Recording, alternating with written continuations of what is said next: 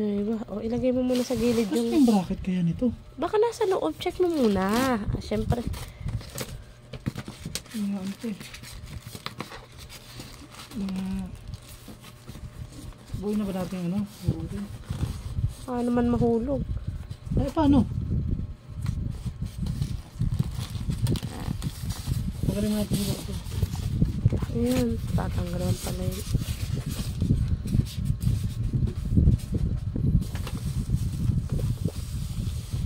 Ito yung bracket.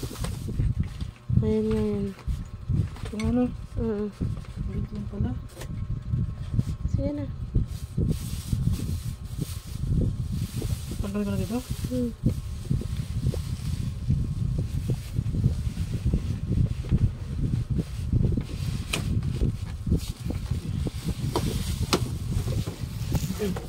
Patong mo muna.